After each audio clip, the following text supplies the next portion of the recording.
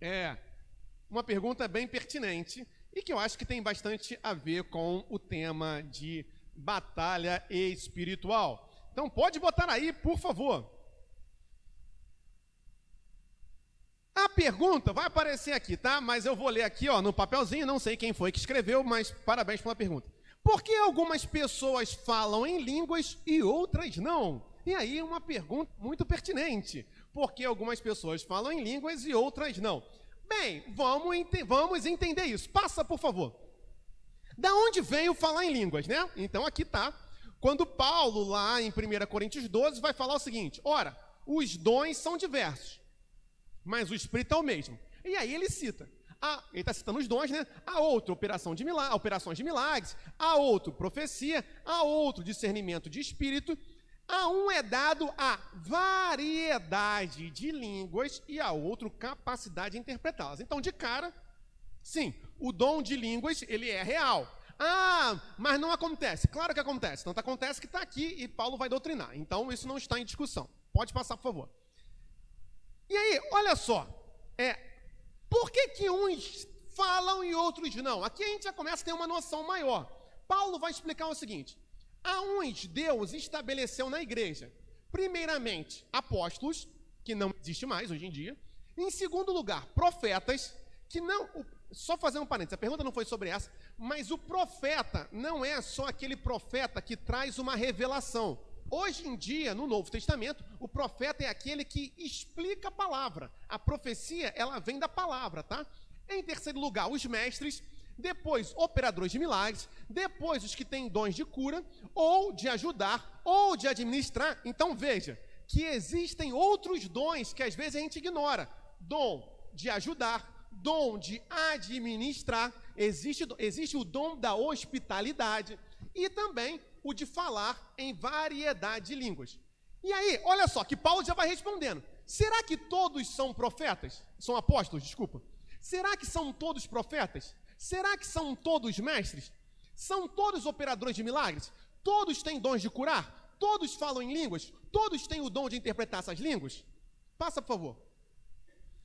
Aqui, o que Paulo está deixando claro é o seguinte, que como o corpo de Cristo, ele é múltiplo, existem vários membros no corpo, também existem várias funções no corpo. E por isso, a uns foi dado um dom, a outros foi dado outro dom. Por quê? Porque desempenham funções diferentes dentro do corpo. Está fazendo sentido, meus irmãos? Tranquilo? Mas aí vem essa pergunta aqui. Mas qual o critério que Deus usa, então, para distribuir os dons? Deus faz um sorteio? Não. Pode passar. Aqui. A manifestação, é o mesmo capítulo, tá? A manifestação do Espírito é concedida a cada um visando um fim proveitoso. Então, meus irmãos, é muito fácil entender. Vamos lá. Fácil. Seu filho está extremamente doente em cima de uma cama. E aí você chega e fala, Senhor, me conceda um dom que seja proveitoso na vida do meu filho doente. Você começa a falar em línguas. Vai ajudar alguma coisa? Sim ou não? Não. Mas se Deus te conceder cura divina, vai ajudar? Vai. Esse é o critério. Deus dá o dom que seja proveitoso para edificação do corpo no momento exato. Então, da mesma forma, de nada valeria, por exemplo, aparece alguém falando coisas estranhas. O que eu preciso nesse momento? Discernimento de espírito.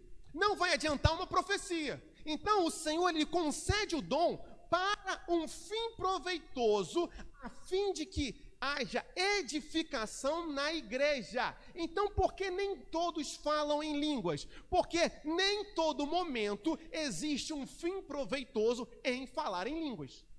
Fez sentido, meus irmãos? Tranquilo? Vamos explicar mais. Pode passar, por favor. Aprofundando. E aí, bota 1 Coríntios 14. 1 Coríntios 14, meus irmãos, é o capítulo que vai doutrinar o falar em línguas da igreja. Então, de cara... porque às vezes as pessoas falam assim, mas como é que eu sei que algo não era só para a igreja primitiva e continua valendo hoje? Isso aqui é uma prova clara. Se Paulo faz questão de explicar como tem que funcionar, é porque isso vale para hoje. Então, quem nega o dom de falar em línguas Erra. Por quê? Então pega esse capítulo inteiro e rasga da Bíblia, porque não tem utilidade. Ora, se Paulo fez questão de explicar como tem que ser doutrinar, é porque isso vale hoje. Fez sentido o que eu falei, gente? Senão não precisava ter o capítulo 14, né? Vamos lá. Sigam o amor e procurem com zelo os dons espirituais, principalmente de profetizar. Lembrem-se, volta rapidinho, que esse profetizar não resuma profetizar a revelação. Entenda profetizar como a explicação da palavra de Deus. Pode passar, por favor. Pois, vamos lá. Agora a gente vai começar a entender muito bem. Pois quem fala em línguas não fala para as pessoas. Portanto, eu já interrogo muito falar em línguas num culto público. Num culto público em que você tem uma grande maioria de não cristãos, é estranho falar em línguas. Por quê? Porque quem fala em línguas não está falando para as pessoas, está falando para Deus. Então não faz muito sentido o ministro, o regente, começar a falar em línguas. Por quê? O ministro, ainda mais na música, o ministro de louvor tem por objetivo qual? Levar as pessoas à adoração a Deus. Mas se o ministro de louvor começar a falar em línguas, ele não está falando com as pessoas. Ele está falando só com quem? Com Deus. Deu para entender, gente? Está escrito, tá? Não briguem comigo. Mas fala para Deus. Ninguém o entende, pois por meio do Espírito fala em mistérios. Passa, por favor. Mas o que profetiza fala para as pessoas. Por isso que a profecia é a exposição da palavra, edificando, exortando e consolando. E aí passa, por favor. O que fala em línguas, a si mesmo edifica, mas o que profetiza edifica a igreja. Então, meus irmãos, entenda, cuidado, quando você... Eu não estou condenando buscar o dom de línguas, muito pelo contrário, eu não poderia fazer isso. Agora, entenda as funções. Se você está num momento público de adoração e começar a falar em línguas, não caia no erro de achar que você está edificando a igreja, porque não está. Você está edificando quem? A si mesmo. Isso não é pecado. Por quê?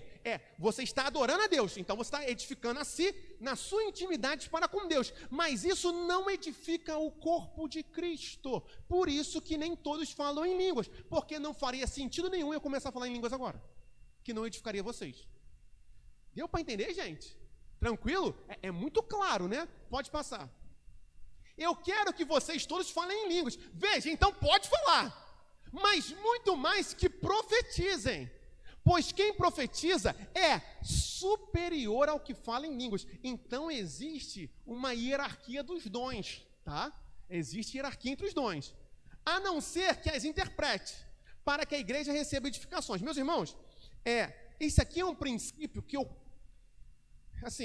acho que eu só vi uma vez.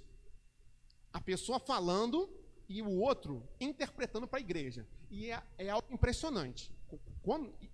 Eu não tenho nenhuma dúvida, era um irmão da Assembleia, não tem nenhum problema falar, era um pastor, sabe aquele pastor já cascudo?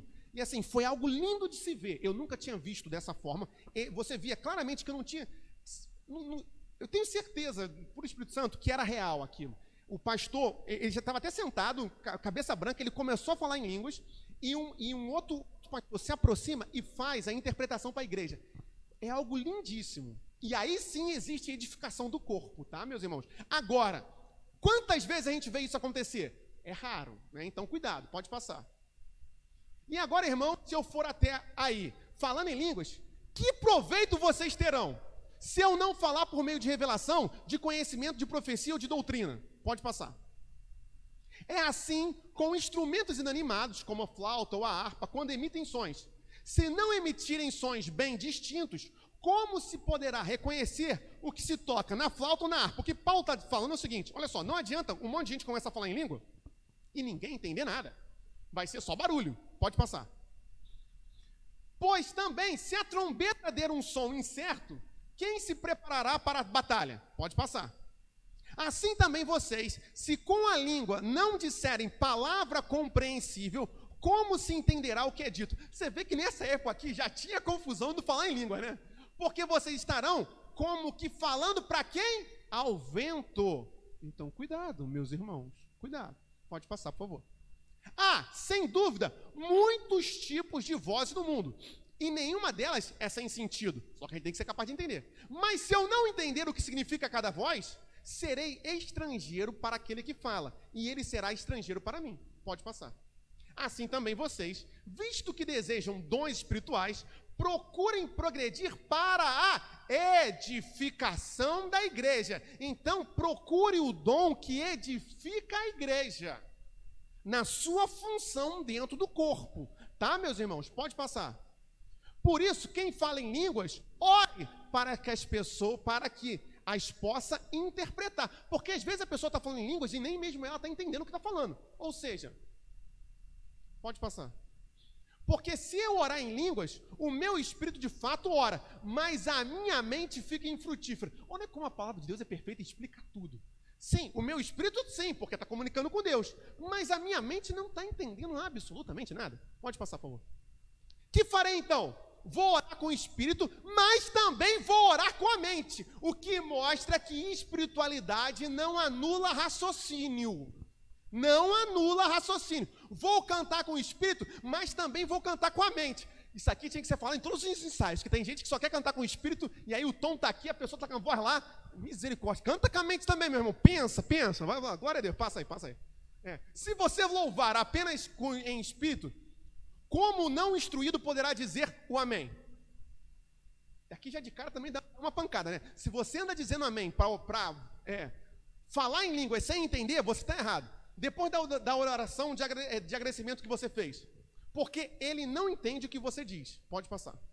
Tem gente que fala português, eu já não consigo entender, né? Mas, desculpa, foi só um parênteses. Voltando para cá. A sua oração de agradecimento pode ser muito boa, mas o outro não é edificado. Pode passar. Dou graças a Deus, porque falo em línguas. Aí Paulo dá logo um tapão, né? Mais do que todos vocês. Então, tipo assim, ele podia falar, né? Pode passar. Contudo, olha só. É Paulo quem está falando. Na igreja, prefiro falar 5 palavras com o meu entendimento para instruir os outros do que falar 10.000 palavras em línguas. Meus irmãos, isso aqui é a doutrina, tá? Então, por que nem todos falam em línguas? Porque para a edificação da igreja é melhor você falar 5 palavras em português e conjugando o verbo certo, botando um plural adequado, do que 10.000 palavras que ninguém entende absolutamente nada. Pode passar, por favor. Irmãos, não sejam meninos no entendimento. Quanto à maldade, sim, sejam crianças, mas quanto ao entendimento, sejam pessoas maduras. Pode passar. Na lei está escrito, falarei a este povo por meio de homens, e de outras línguas, e por meio de lábios de outros povos, e nem assim me ouvirão, diz o Senhor. Pode passar. Portanto, as línguas constituem um sinal, não para os que creem, mas para os que não creem. A profecia, no entanto, é para os que creem, para os que não creem, e sim para os que creem. Pode passar. Assim, se toda a igreja se reunir no mesmo lugar, e todos se puserem a falar em línguas, no caso de entrarem pessoas não instruídas ou não crentes, será que não vão dizer que vocês estão, o quê? Loucos. Então, um culto para se falar em línguas não é um culto aberto para o grande público, meus irmãos. Está claríssimo. É um culto de doutrina, é momento de consagração do corpo. Aí sim, está só crente no local? Ótimo, perfeito. Agora, do contrário, vamos falar isso aqui, tá? Pode passar. Porém, se todos profetizarem e entrar ali um não crente ou não instruído, ele será convencido por todos e julgado por todos. Não vou continuar lendo o capítulo, volta lá para os slides, só para ganhar tempo. O pessoal que está nos assistindo, parabéns.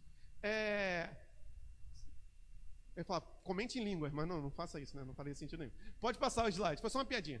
Aí, aqui há o que as pessoas esquecem. Por isso que em Atos 2, o dom de línguas não foi em relação a línguas angelicais, e sim línguas humanas. Por quê? Porque era mais proveitoso. Passa. Veja.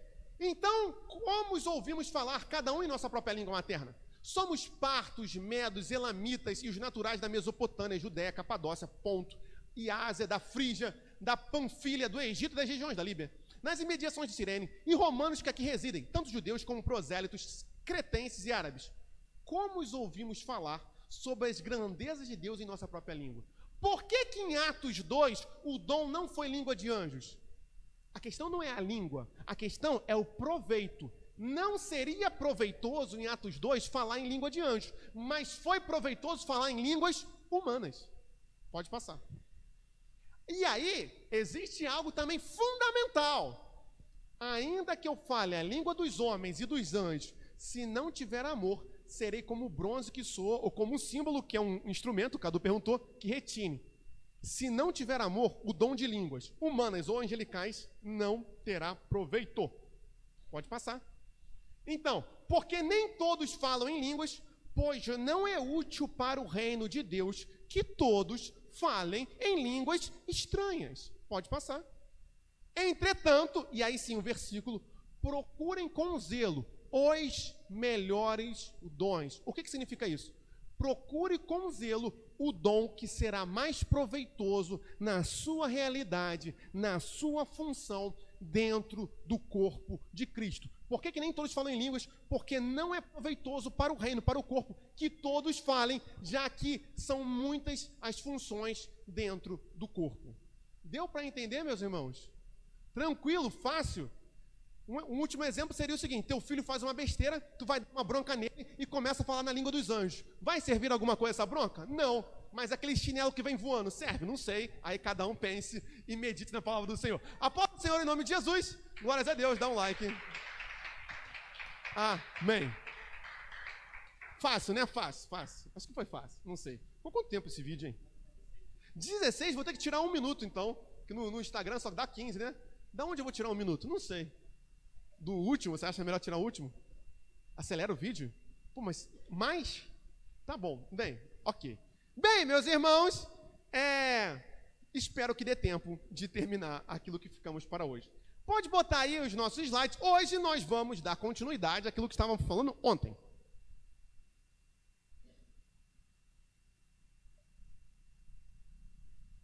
É sobre escatologia. Eu não vou repetir o que falei ontem, porque não dá tempo. Eu vou direto. Quem não estava aqui ontem, eu botei aí, começa aqui, né? Quem não estava aqui ontem já está no YouTube. Você pode assistir quando chegar na sua casa, por exemplo. Pode começar a gravar, tá gravando aí? Então, bem, continuidade direto de ontem. A gente está seguindo o capítulo 13 de Marcos, que é o discurso escatológico de Jesus. Eu vou só recapitular isso aqui, e aqui lendo em Mateus. A gente está seguindo Marcos, mas eu estou pegando os textos paralelos de Mateus e Lucas para corroborar com a mensagem. Jesus diz o seguinte: vocês serão entregues para serem maltratados e eles os matarão. Vocês serão odiados por todas as nações por causa do meu nome. Pode passar. Veja, por causa do nome dele. Então, a perseguição vai aumentar por causa do nome dele. Isso tem que ficar claro. Pode passar, isso a gente já comentou. Aqui, eu comentei isso ontem, só dou uma repetida. O número da perseguição do Portas Abertas aos cristãos em 2023. Só vou comentar por alto: mais de 5.000 cristãos mortos por causa da fé, mais de 5.000 cristãos sequestrados. É óbvio que esse número é muito maior, porque a gente não tem como ter os números reais, porque os governos não falam os números, né? Mas vejam como isso já é uma realidade, tá bom? Pode prosseguir. Isso aqui a gente comentou ontem. E aí, vamos lá. Por que isso vai acontecer, né? Nós seremos perseguidos por causa do nome de Jesus, a fim de que sirvamos de testemunho. Isso nos é naturalmente impossível. Para isso, o revestimento de poder, o batismo com o Espírito Santo. O Espírito Santo desce sobre nós, a fim de que fiquemos firmes para testemunharmos até diante da morte. Pode passar. E aí, agora sim, esses 3 últimos slides eu comentei ontem, agora é a parte de hoje. É aqui que surge um versículo que muitas pessoas citam errado. Passa. Olha só. Mas é necessário que primeiro o evangelho seja pregado a todas as nações. Depois eu vou falar disso aqui. Só que esse versículo aqui: quando, pois, levarem vocês para os entregar, não se preocupem com o que irão dizer, mas digam o que lhes for concedido naquela hora, porque não são vocês que estão falando, mas o Espírito Santo. Tem muita gente que cita esse versículo fora de contexto. Não se preocupa. Quando você for lá na audiência, Deus vai te ensinar o que falar na hora. Não é isso. Isso aqui só se aplica ao momento em que nós formos presos por causa do nome de Jesus. Não dá para pegar esse versículo e falar o seguinte: ah, não, quando você for lá ter aquela conversa com a sua esposa, o Espírito Santo vai te dizer o que falar na hora. Eu não estou dizendo que o Espírito Santo, na hora da tua conversa, não vai. O que eu estou dizendo é que esse versículo não está falando isso. Esse versículo só é aplicável no contexto da perseguição por causa da fé. No dia em que nós formos presos e levados à frente de juízes, por causa do nome de Jesus, nessa condição, não se preocupe em montar uma defesa. Porque aí, nesse momento, vai ser concedido naquela hora por meio do Espírito Santo. Mas é somente no contexto da perseguição contra o cristão. Deu para entender, gente? Porque tem muita gente que cita isso aqui para um monte de coisa. E não é. É só no contexto da perseguição. Pode passar, por favor. Aqui, esse versículo só é aplicável no contexto em que formos perseguidos por causa do nome de Cristo. E formos acusados exatamente por isso. Não é tipo assim, não paguei a parcela, o IPTU. Quando eu for levado lá na frente do Serasa, Deus vai me dizer o que falar. Vai, eu sou culpado. É isso que você vai ter que dizer, né? Porque Deus não vai pagar o teu IPTU. Nesse contexto apenas, o Espírito Santo nos ensinará na hora o que falar, sem que precisemos nos preocupar. Pode passar. E aí também tem uma outra... Ficou claro isso, gente? É o contexto, tá? Por favor. Por isso que a gente tem que entender o contexto dos versículos. Aqui também temos algo que às vezes a gente não capta. Aqui também temos a promessa de que o Evangelho alcançará todas as nações. O que não, primeiro, não significa que todos se converterão. O Evangelho vai alcançar todas as nações. Sim. Todos vão se converter? Não. Então não está prometendo que o mundo inteiro vai se converter. Não é isso. Portanto, é um erro achar que porque as guerras estão aumentando e as doenças, Jesus está mais perto. Deveríamos também olhar para o fato de estarmos alcançando cada vez mais os povos, cumprindo a profecia de Isaías. O que eu estou dizendo aqui é o seguinte: é óbvio que o aumento das guerras e das doenças demonstram que Jesus está chegando. Mas por que olhar para as coisas ruins? Vamos olhar para as coisas boas. O fato de que cada vez menos existem povos não alcançados demonstra como Jesus está mais perto, né? Vocês sabem que, se não sabem, vão saber, até a virada dos anos 2000, a grande preocupação da igreja era com os povos não alcançados. Hoje em dia, a nossa preocupação é outra, não vou entrar nos detalhes, mas a gente já sabe que, mais cedo ou mais tarde, todos os povos vão ser alcançados. Por quê? Por causa da tecnologia. Por mais que ainda existam tribos e povos completamente isolados, hoje em dia, quando você navega no rio Amazonas, por exemplo, ou no rio Solimões, às vezes tu não tem internet. No meio do rio, no meio do nada, tem sinal de internet. A Starlink já está chegando, o pessoal que conhece a Starlink, né, do nosso amigo Elon Musk, está pegando aí vários locais, por exemplo, tá?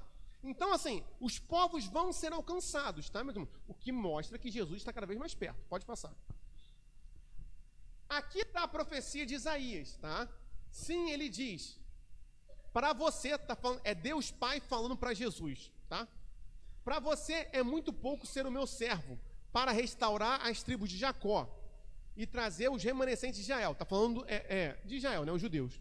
Farei também com que você seja uma luz para os gentios, para que você seja a minha salvação até os confins da terra. Por que Jesus faz questão de falar que temos que pregar até os confins? Porque é para cumprir a profecia de Isaías 49. Que Jesus, através do seu corpo, que é a igreja, vai levar a salvação até os confins da terra. Então veja como o Novo Testamento é o cumprimento do Antigo na pessoa de Jesus Cristo. Isso é lindíssimo, não é o tema de hoje, mas isso é lindíssimo. Pode passar. Só que olha só, aí isso aqui que às vezes a gente esquece. Agora, gente, tá tranquilo? Tá de boa? Tá bom. No final eu vou abrir para perguntas, tá? Se der tempo, porque hoje a gente pode interagir. Agora, se a promessa é de que o Evangelho será pregado a todas as nações, a promessa também é de que conforme o Evangelho se espalhe, também se espalhará o quê? A perseguição e o ódio contra nós. Isso aqui às vezes a gente esquece. Na proporção do crescimento do evangelho, aumentará a proporção do ódio contra a igreja. Quanto mais, meus irmãos, é muito fácil entender. Quanto mais brilha a sua luz, eu não estou falando luz estrelinha, mas quanto mais brilha Cristo em você, mais as trevas se incomodam. É fácil, entende? É lógico. Então, quanto mais se expande o evangelho, aí você fala assim, então não vou pregar o evangelho, né, para não ter problema. Nem falo nada.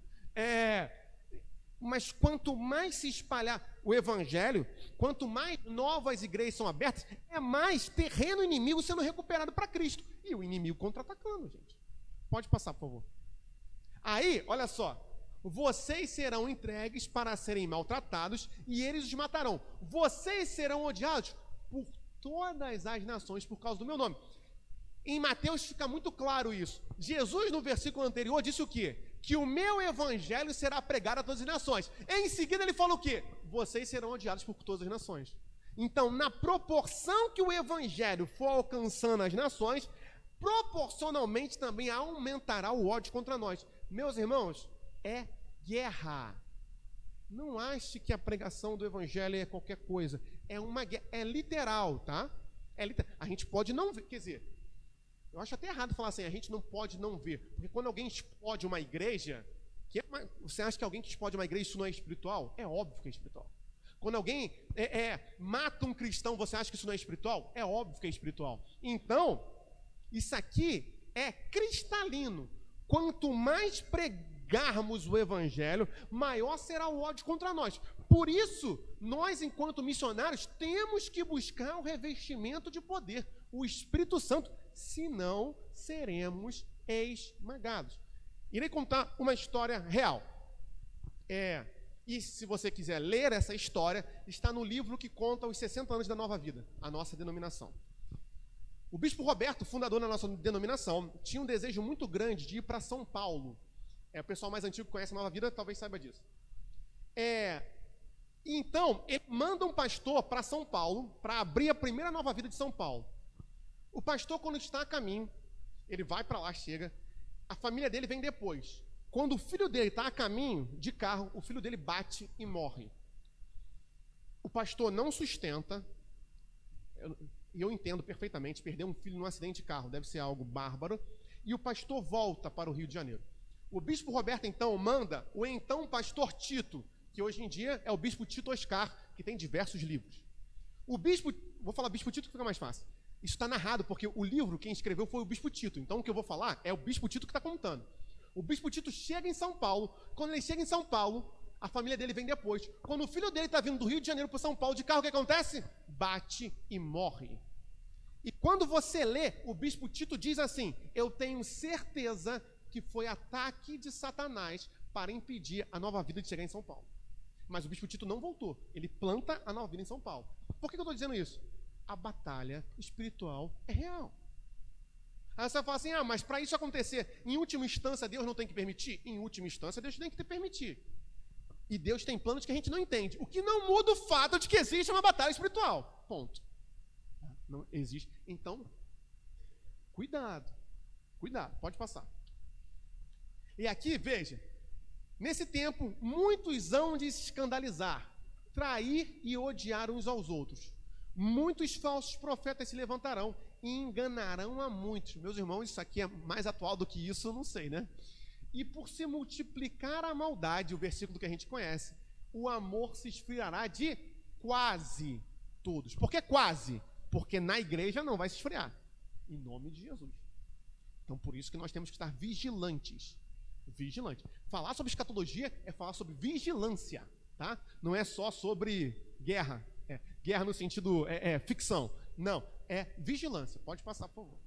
E aí eu volto para Marcos, lembrando sempre que o texto base é Marcos, mas eu vou nos paralelos para acrescentar informações. Isso aqui também já acontece, né, meus irmãos? Um irmão entregará à morte outro irmão, e esse irmão aqui não é irmão igreja, tá? É irmão de sangue, e o pai entregará o filho. Haverá filhos que se levantarão contra os seus pais e os matarão. Acho que eu nem preciso comentar sobre isso, basta você ver jornal, que isso aqui acontece, né? Infelizmente. E aí, novamente, só fazer um comentário que eu fiz ontem, mas eu acho importante repetir. Por que isso tudo é preciso acontecer? Para deixar claro que só há solução em Jesus. Que só há salvação em Jesus. Aqui é deixar claro, meus irmãos, que até mesmo a família não é a solução.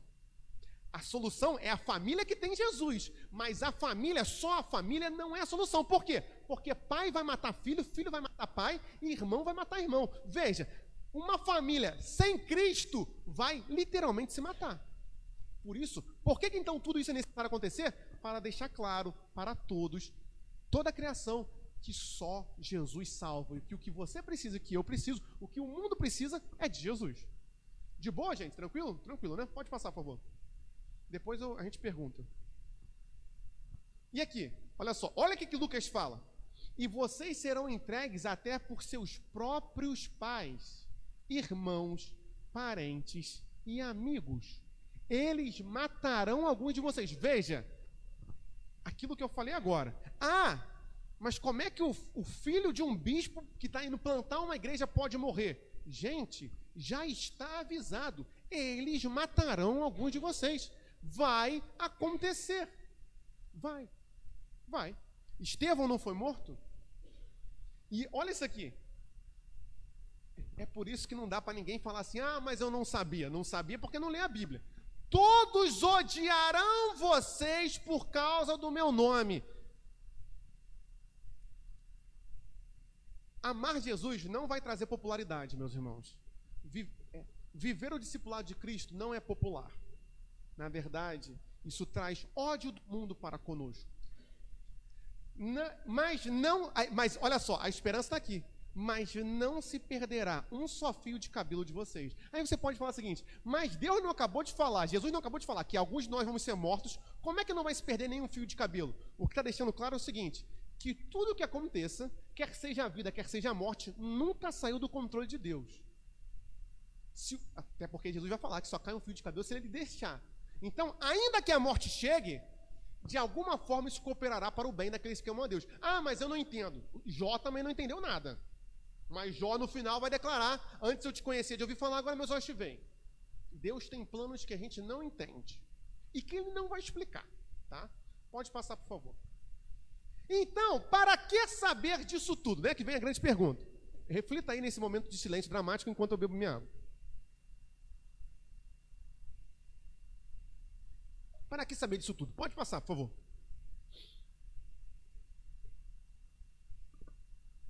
Muito bom. Aqui eu peguei em Marcos, em Mateus e Lucas. Por que estudar escatologia? É por esse motivo. É legal falar sobre essas coisas? É legal, não nego. Retiro é assim. Aí dá 11, meia-noite, 1 da manhã, é o papo que todo mundo gosta de falar, né? Aí começa, aí lá no quarto dos homens a gente se junta, né? Aí o pessoal tá tremendo assim, debaixo da coberta. Não, mas isso e aquilo, é muito legal. Não nego, gente. É muito bom falar da palavra de Deus. Mas qual é o motivo? Vamos lá, o motivo bíblico para falar disso, está aqui. Aquele, porém, que ficar firme até o fim, esse será salvo. Aquele, porém, que ficar firme até o fim, esse será salvo. É pela perseverança que vocês ganharão sua alma. Sabe qual é o motivo de Jesus avisar isso tudo? Para que nós perseveremos até o fim. Para que fiquemos firmes. E aí no texto da armadura de Deus, vocês conhecem? Para que fiquem firmes contra as ciladas de Satanás. Meus irmãos, Jesus faz questão de avisar isso tudo para que nós não sejamos pegos desprevenidos, já sabendo que mesmo a gente tendo conhecimento, a gente ainda se choca, mas Jesus faz questão não de falar a hora, porque falar a hora não ia adiantar, ele faz questão de anunciar os sinais que previamente antecederiam a sua vinda, para que quando as coisas começassem a acontecer, as guerras, as tempestades, as epidemias, a fome, irmão matar outro irmão, pai matar filho, filho matar pai, nós não fôssemos tomados de espanto, a nossa fé fraquejasse, pelo contrário, nós perseveremos para ganharmos a alma. Aquele, porém, que ficar firme até o fim, esse será salvo. Jesus faz questão de avisar para que a gente então clame, batalhe, peça revestimento de poder para que fiquemos firmes até o fim e então sermos salvos.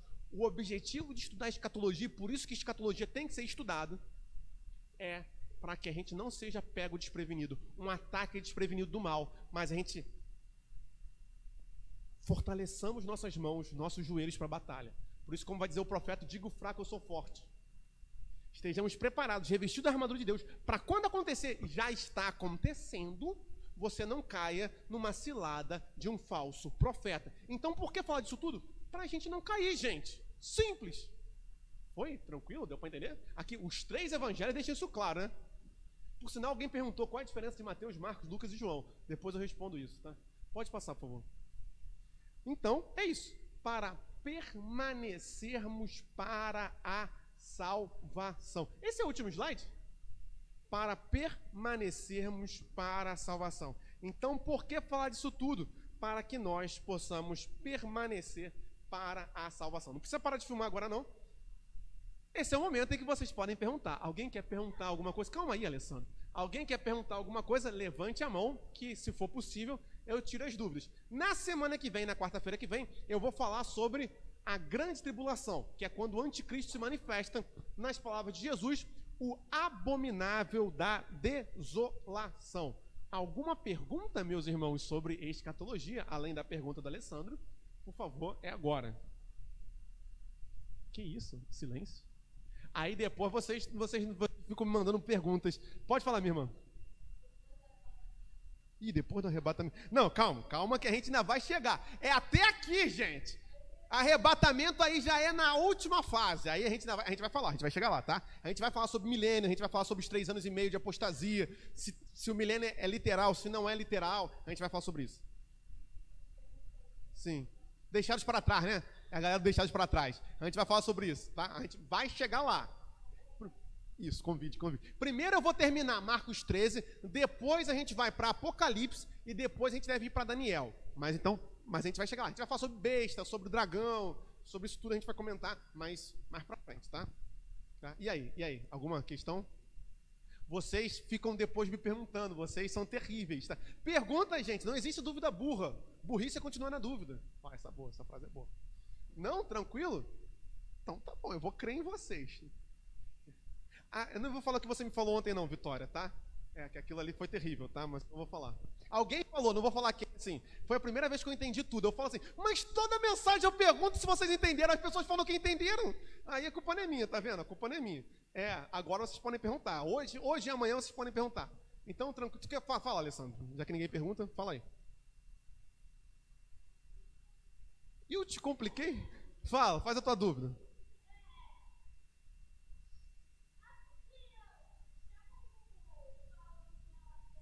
A criança o quê?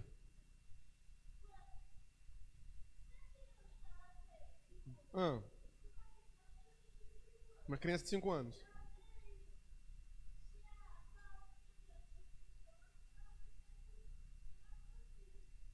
Burro ou puro? Puro. Ah, tá.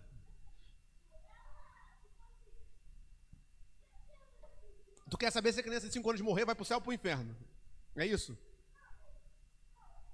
Não é isso. Tá bom. Então não é isso. Tá. Que bom que não é isso, que eu não ia saber responder, né?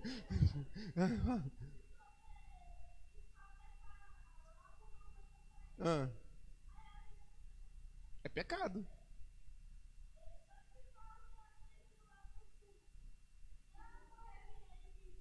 Então era isso, tá? Então era a pergunta que eu fiz. Olha, esse é um assunto polêmico e difícil. A pergunta da Alessandra é uma pergunta muito pertinente, né? Quando uma criança morre, quando um bebê morre, vai para o céu ou vai para o inferno? Bem, eu não tenho como cravar a resposta, porque a Bíblia não me dá uma resposta cravada.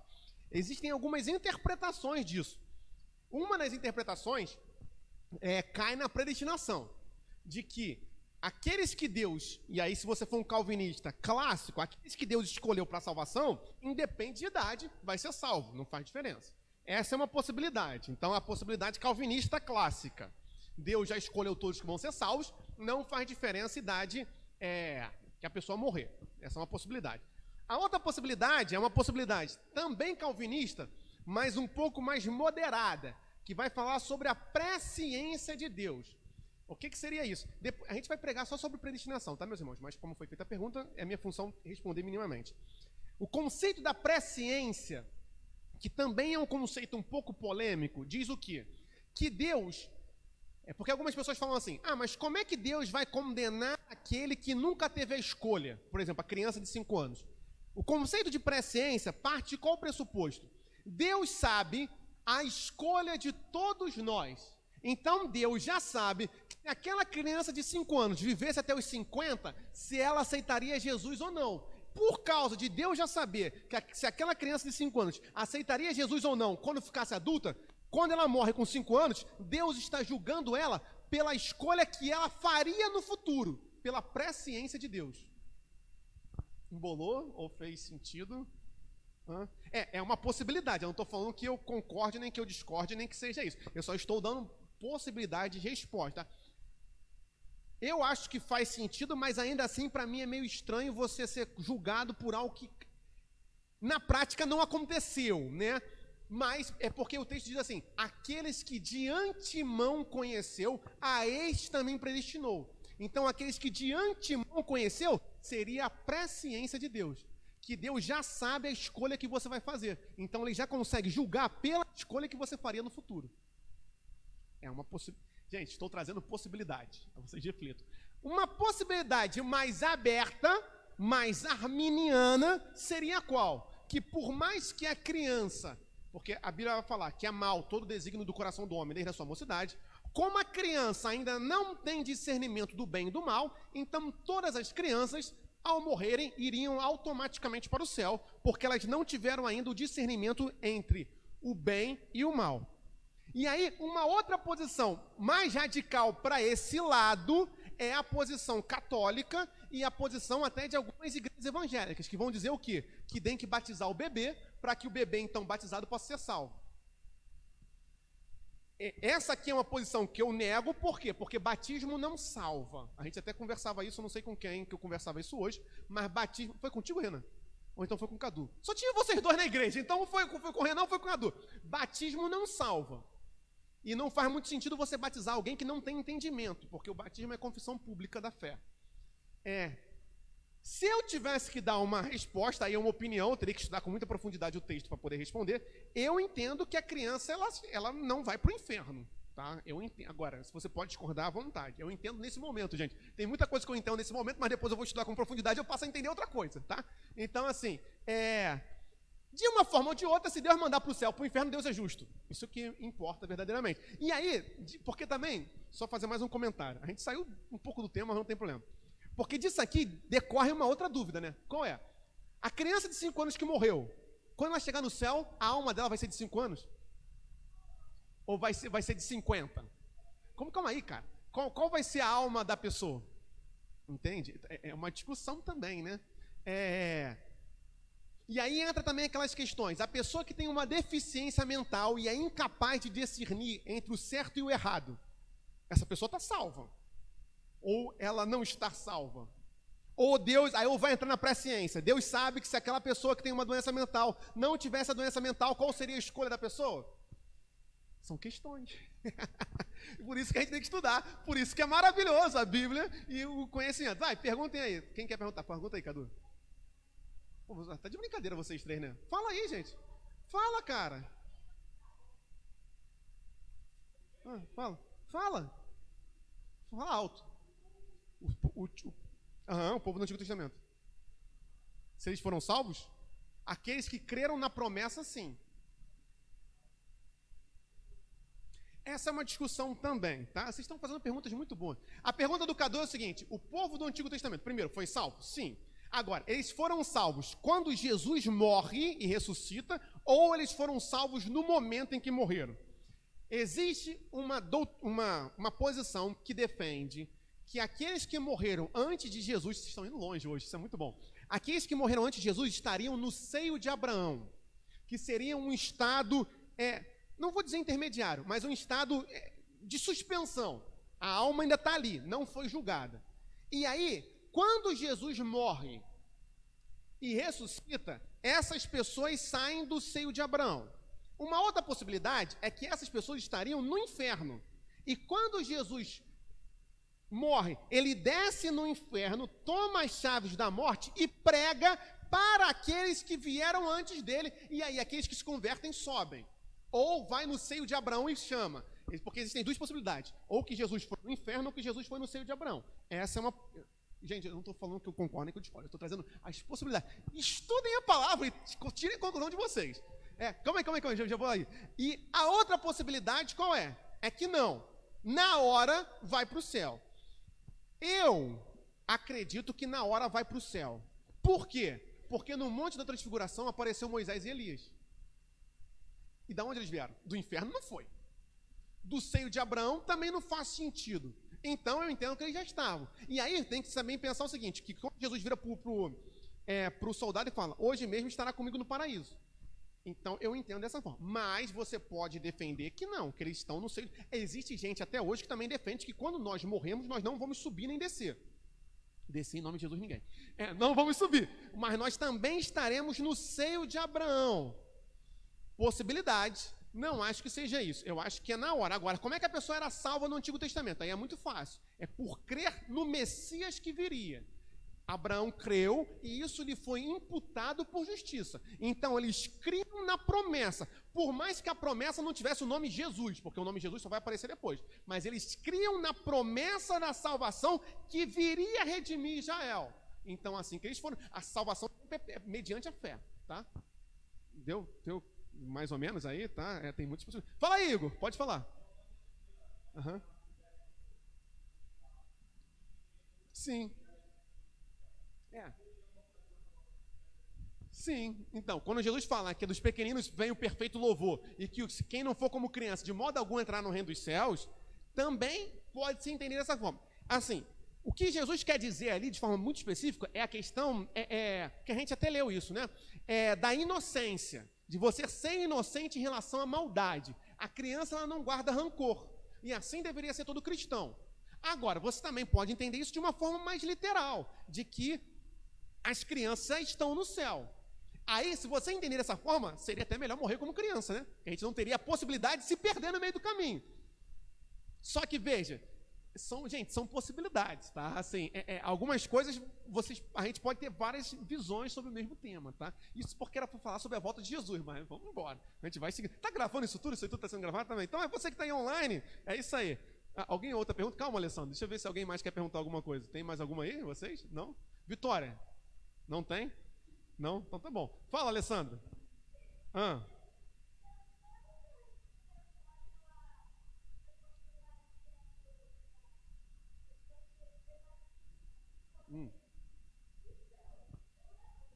Tu tá com medo de morrer, cara? É isso? Tu já aceitou Jesus, cara. Tu já foi batizado. Tu já participou da ceia. Relaxa. Tu tá salvo. Em nome de Jesus.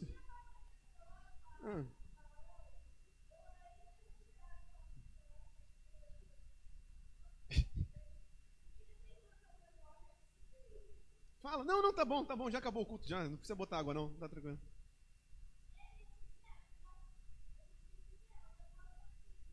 Quem tá online, daqui a pouco eu faço tradução.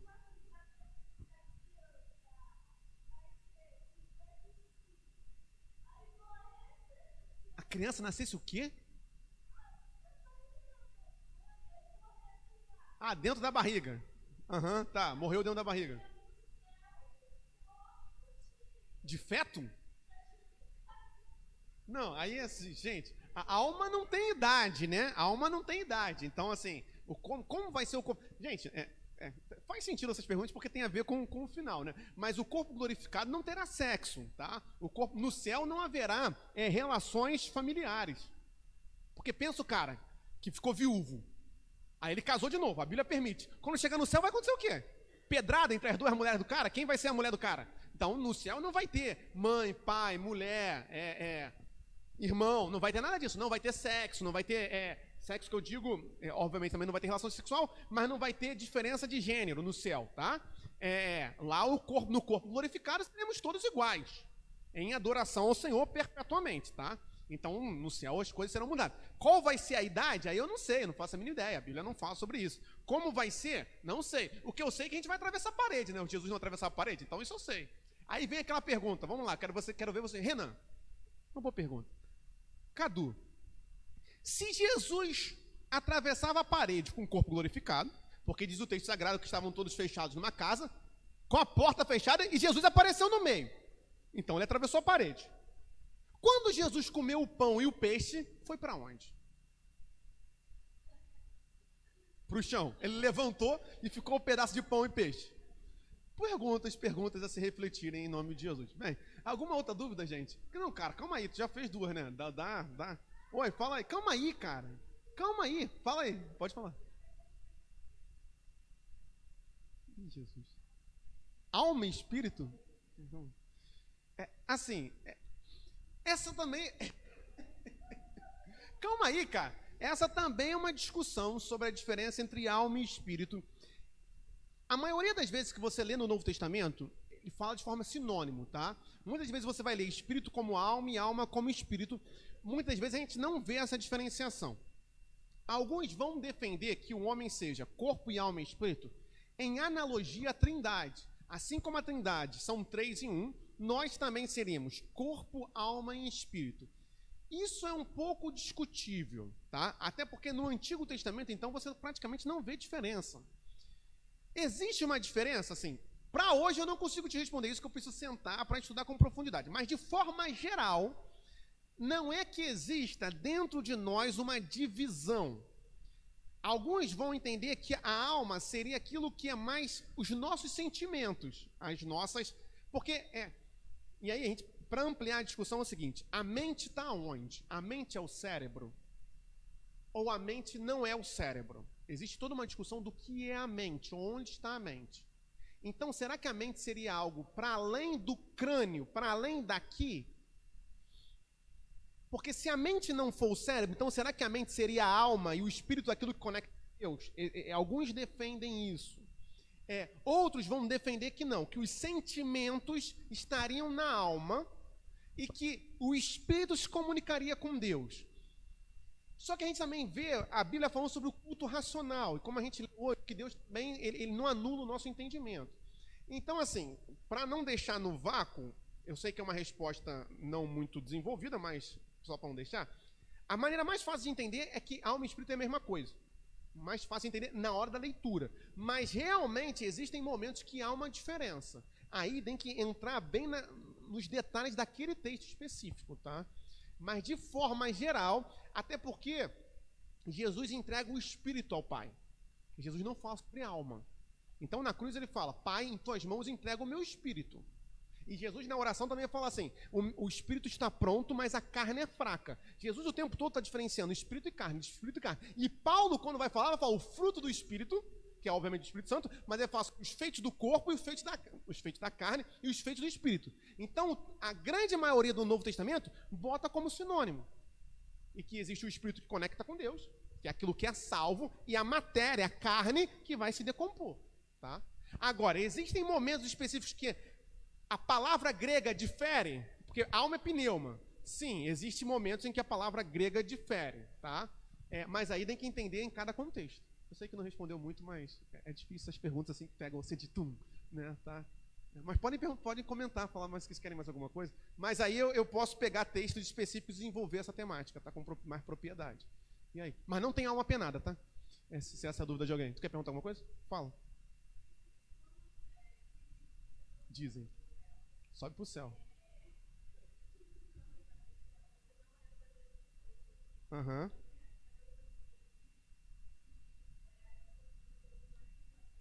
Tá meio espírita isso, né? Tá meio espírita esse papo. Mas pode continuar. Você quer saber se no céu a gente vai reconhecer as pessoas? Olha, assim, não existe um texto totalmente claro sobre isso. Que fim que isso? O entendimento mais, como posso dizer assim, mais, não é comum, mas entendimento mais aceito é de que a gente não vai lembrar. Por quê? Porque senão no céu teria sofrimento. Porque vamos supor que eu vou para o céu e minha mãe vai para o inferno. Eu ia sofrer. Se no céu não tem sofrimento, eu não posso lembrar. E também, mas existe alguma base para isso? Existe. Porque diz o texto sagrado que nós não nos lembraremos mais dos sofrimentos do passado. Então não haveria lembrança sobre nada. Até porque nem olhos viram, nem ouvidos ouviram, nem jamais penetrou no coração do homem. Ah, ainda tem o coração, né? Porque a Bíblia também fala do coração, que não é nem alma nem espírito. E fala coração, agora eu lembrei. Aquilo que Deus tem preparado para aqueles que o amam. Então, assim, a luz geral, aí eu teria que pegar um versículo específico, mas a luz geral, não. Agora, existe evidência do contrário, que quem vai estar no inferno vai se lembrar, que é a passagem de o rico e Lázaro. Porque quando você lê rico e Lázaro, e aí também é uma discussão, porque na passagem deixa claro o seguinte, quem está no céu não vê o inferno, mas segundo aquela passagem, que aí existe toda uma discussão, se aquilo ali era só uma parábola, ou se realmente Jesus estava falando como é que é. Existem alguns que entendem que quem está no inferno vai se lembrar de todas as oportunidades que teve e negou, e que vai conseguir ver o céu. Existe essa... Gente, possibilidade. Porque na parábola do rico e do Lázaro é exatamente isso que acontece, né? O cara tá no inferno e ele tá vendo lá e pede, pai Abraão, bota uma gota na minha boca e tal, etc, etc. Que aí vem a questão do seio de Abraão, etc. Então, assim, eu acho que faz muito sentido, tá? Faz muito sentido porque o tormento... Porque assim, quando a Bíblia fala que o inferno vai ter fogo, provavelmente vai ter fogo, sim, literal. Mas o sofrimento, gente, não é do fogo. O sofrimento é da ausência completa de Deus. E toda a oportunidade que a pessoa teve de ter Deus e não tem mais. Porque no inferno Deus não está. Não há Deus, porque Deus não é glorificado no inferno. Então a grande dor do inferno não é sua alma no caldeirão. É o quê? É você não ter acesso a Deus, ao Criador, ao amor do Pai. Esse é o grande sofrimento do inferno, tá? Porque fala-se muito sobre o Sheol, né, que é a profundeza e tal. Mas quando a gente entrar nas figuras do Apocalipse, a gente vai desenvolver um pouco mais isso, tá? Alguém queria perguntar alguma coisa aqui? Tem 2 minutos para perguntar. Quem não você? Era você, né, irmã? Aham. Não. Matéria não vai ter. Assim, porque assim, não vai ter matéria no céu? Vai ter comida, porque vai ter a ceia do Cordeiro, as bodas do Cordeiro. Mas não vai ser uma comida por necessidade física, vai ser o simbolismo, porque a gente vai ceiar com Jesus Cristo no céu, tá? As ruas vão ser de ouro, gente, isso não é necessariamente literal, tá? Na verdade, ao falar das ruas de ouro, é para deixar claro o quê? Que a presença de Deus é tão grandiosa que o ouro perde tanta importância que tu passa por cima do ouro, que o ouro não tem significado nenhum, tá? Então, assim, muitas das coisas são figuras de linguagem para a gente tentar dimensionar as coisas. Mas agora, assim, se vai ter parede, tijolo, bem, na descrição da Nova Jerusalém, diz até o tamanho, né? E fala de muro. Não é muita clareza sobre isso, tá? O que importa é o quê? É que não haverá dor, não haverá sofrimento, não haverá sombra, como aquilo que eu já disse, porque Deus estará completamente em tudo e em todos, e nós conheceremos como somos conhecidos. E nós veremos face a face o nosso Senhor, tá? É algo... É impossível de imaginar, porque é justamente por isso que é o céu, né? Justamente por isso que é o céu. Amém, meus irmãos? Foi muito bom, a gente tem que fazer mais isso. Amanhã vocês podem tirar mais dúvidas, mas amanhã é sobre a armadura de Deus, tá? Não, agora só amanhã. Conta para pagar? Jesus já pagou a conta. Já pagou a conta, tá? Você vai ter conta no céu, misericórdia. Não, nada de conta. Jesus já pagou a conta em nome de Jesus. Agora, aqui na terra, Jesus também pagou a conta do pecado, mas a sua conta de luz e da igreja tem que pagar. Tem que pagar em nome de Jesus. Bem, tá, chega. Vamos orar e irmos para nossas casas. Senhor, muito obrigado por esse dia, Senhor, muito obrigado por esse culto, pelos ensinamentos, Senhor. Ser conosco nesse final de noite. Muito obrigado por mais um dia de batalha espiritual, Senhor. Nos leve em paz para os nossos lares, se for da Tua vontade, amanhã possamos estar aqui novamente, estudando e aprendendo sobre a Tua armadura, Senhor. Muito obrigado por tudo. Ser conosco, essa é a nossa oração. Deus, também queremos pedir por aqueles que estão enlutados, Senhor. Os amigos da nossa diaconisa Denise, Senhor, que perdeu o bebezinho, a criança, né, que infartou, Senhor, também como a família da nossa irmã Catiane, da nossa irmã Valdete, que partiu agora nessa semana, Senhor, que o Senhor possa estar trazendo consolo, guardando, protegendo, Senhor, nesse momento de aflição, nesse momento de dor, que o Teu Espírito Santo Consolador possa estar alcançando, Senhor. Tem misericórdia de nós, nos leve em paz para os nossos lares, essa é a nossa oração. Mão no seu coração, meu irmão, minha irmã, que a graça do Senhor Jesus, o amor de Deus o Pai e as doces consolações do Espírito Santo de Deus seja sobre você e sua família, hoje para sempre. Todos digam. Deus abençoe, está encerrado esse culto e botem perguntas aqui na caixinha